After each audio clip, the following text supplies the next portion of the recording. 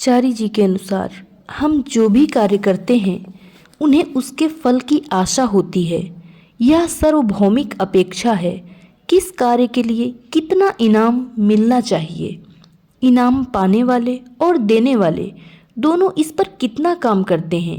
किसी कार्य का सही मुआवजा या हर्जाना कितना होना चाहिए। इस समस्या पर भी कितने विवाद होते हैं। जीसस को लेकर एक कथा प्रचलित है। एक किसान अपने खेत में काम करने के लिए मजदूरों को रख रहा था। सुबह से ही लोग काम करने के लिए आए। दिन भर वह मजदूरों को नियत करता रहा।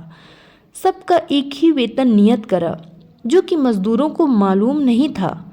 दिन के समाप्त होने पर जब उन्हें तनख्वाह मिली तो वे भौचक्के रह गए, क्योंकि जिसने सुबह से काम शुरू किया या जिसने समाप्ति के पहले काम शुरू किया, दोनों को एक ही वेतन मिला। स्वाभाविक रूप से लोगों ने इसका विरोध भी किया और उसने उत्तर दिया कि सबका वेतन पहले ही निश्चित कर दिया गया था और सब ने इसे स्वीकार किया था। अगर उसने कार्य की अवधि को नज़रअंदाज कर सबको बराबर दिया तो यह उसका अपना मामला था।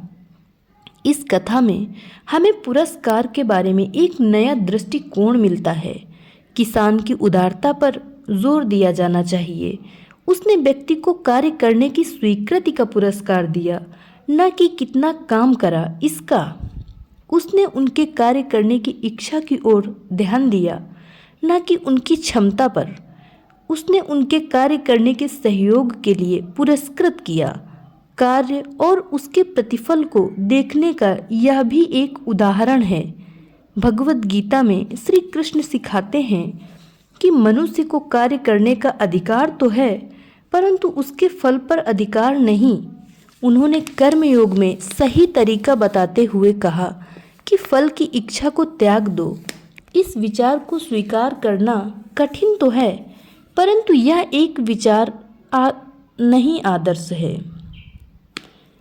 ध्यान से सोचने पर हम क्या परिणाम निकाल सकते हैं। बेशक वे जीने के अधिकार से वंचित नहीं करते, परंतु उनका अर्थ है कि अगर पुरस्कार न मिले, हमारे जीवन में सर्वविदित है कि हमें जीवन में सब कुछ मिलेगा, पर यह देने वाले पर छोड़ दो।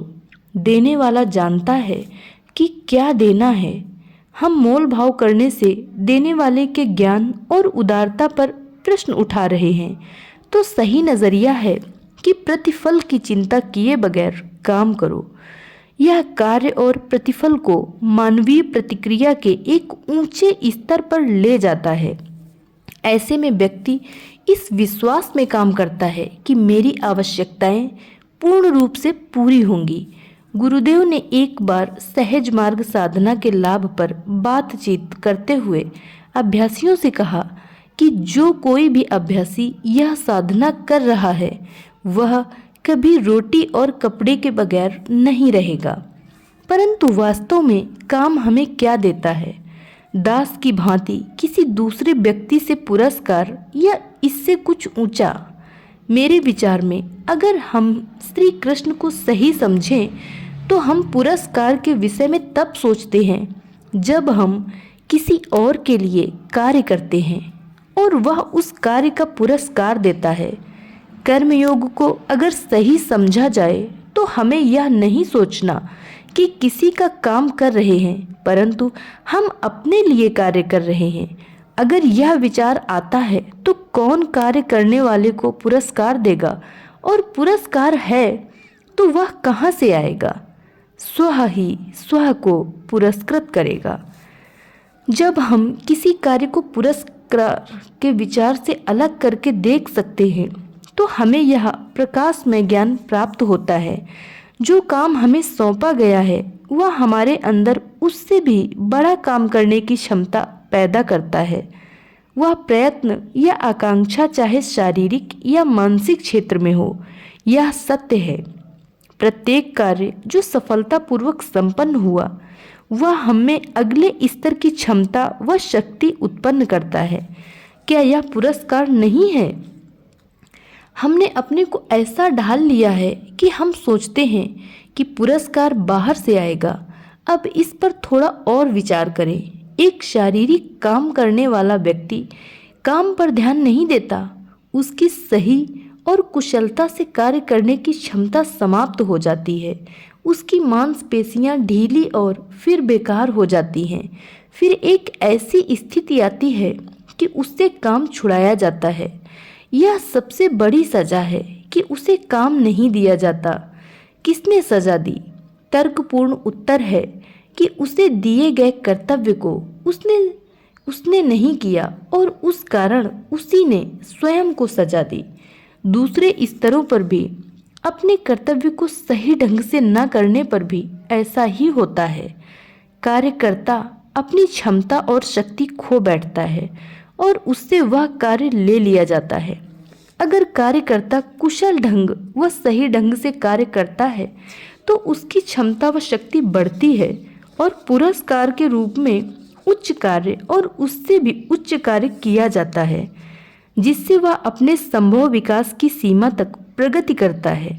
निष्कर्ष यह निकलता है कि अपने दिए गए कर्तव्य का क्रियाशील व कुशलता से पालन करने पर हमारे मालिक या गुरुदेव और उच्च कार्य देते हैं और हम मानव उपलब्धियों के चरम बिंदु तक विकसित होते हैं कि हम एक पूर्णत्व की स्थिति तक पहुंच जाएं। हमारा कार्य दिव्य क्षमता की सीमा तक पहुंच जाता है। गुरुदेव ने पहली बार विचारधारा में शक्ति की स्थूलता नामक विचार को प्रस्तुत किया है, जहां शक्ति मिलने पर उसका उपयोग न करने पर शक्ति में स्थूलता पैदा होती है। इस स्थूलता के विषय में श्री कृष्ण ने शक्तिशाली उदाहरण दिया है। वह पुरुषोत्तम होते हुए भी, शाश्वत होते हुए भी कहते हैं कि मैं एक क्षण के लिए भी खाली नहीं रह सकता। स्पष्ट करते हुए कहते हैं कि अगर मैं एक क्षण के लिए भी कार्यहीन रहूं तो यह व्यक्त संसार नष्ट हो जाएगा, समाप्त हो जाएगा। मेरे गुरुदेव द्वारा बताई गई शक्ति स्थूलता को हम सहज मार्ग के नज़रिए से देखें तो हमें दृष्टिगोचर होता है कि दिव्य भी एक क्षण कार्य के बगैर नहीं रह सकता। गुरुदेव ने एक बार हास्य में मुझे कहा था, ईश्वर को भी अपनी शक्ति का प्रयोग करने के लिए सृष्टि का निर्माण करना पड़ा, नहीं तो उसकी शक्ति भी खो जाती। तो हम देखते हैं कि हमारे विकास के लिए कार्य अपरिहार्य है। गुरुदेव हमारे विकास के लिए हमें पहले कार्य देते हैं। मेरे नम्र विचार में यहीं से हमारी साधना प्रारंभ होती है। गुरुदेव द्वारा दिए गए प्रथम कर्तव्य का हमने किस प्रकार पालन किया, उस पर हमारा भविष्य का विकास निर्भर करता है। अगर हम उसे चेतनता से, निष्ठा से करें तो हमें उससे उच्च कार्य दिया जाता है और उसी में हमारे अगले विकास की संभावना निहित रहती है। मेरे विचार में जो पुरस्कार हमें गुरुदेव देते हैं वह उनके द्वारा दिए गए कार्य के साथ जुड़ा है और हम यह निष्ठापूर्ण किए गए कार्य से अर्जित करते हैं। सजा केवल भविष्य से कार्य पर रोक है। यह केवल आत्मविकास के दरवाजे को बंद करना है। आध्यात्मिक स्तर पर एक महासत्य यह भी है कि जब तुम्हें काम दिया जाता है तो साथ ही उसके लिए शक्ति भी दी जाती है। अपने इस तथ्य के अनुमोदन में मैं एक नए बनाए गए प्रशिक्षक के बारे में बताना चाहूँगा। गुरुदेव ने उसे कुछ काम दिया जो प्रशिक्षक ने किया। उनके केंद्र प्रभारी ने बाबूजी को उनकी तारीफ करते हुए लिखा कि उसको कुछ पुरस्कार मिलना चाहिए। गुरुदेव का उत्तर प्रकाश डालने वाला था। उन्होंने लिखा, जिस दिन नए प्रशिक्षक ने मेरा दिया हुआ काम आरंभ किया, मैंने उसी दिन उसे आध्यात्मिकता के नए क्षेत्र में डाल दिया। विश्लेषणता से पता चलता है कि काम का पुरस्कार काम ही है। अच्छा कार्य करके हम और उच्च कार्य की ही कामना कर सकते हैं। ऐसा कहने से गलतफहमी हो सकती है, परंतु जैसा मैंने दिखाया, कार्य से ही हमारी प्रगति हो सकती है।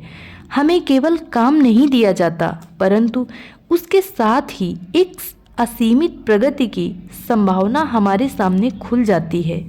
भगवत गीता हमारे सामने एक महत्वपूर्ण सार्वभौमिक सत्य को प्रकट करती है।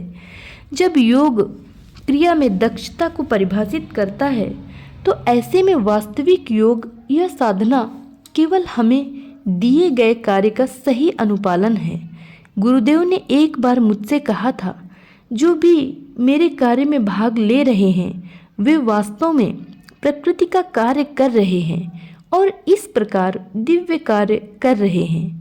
यह याद रखना महत्वपूर्ण है कि भौतिक पुरस्कार जो हमें भौतिक रूप से मिलते हैं उनसे हम मनुष्यों द्वारा या परिस्थितियों द्वारा वंचित भी हो सकते हैं।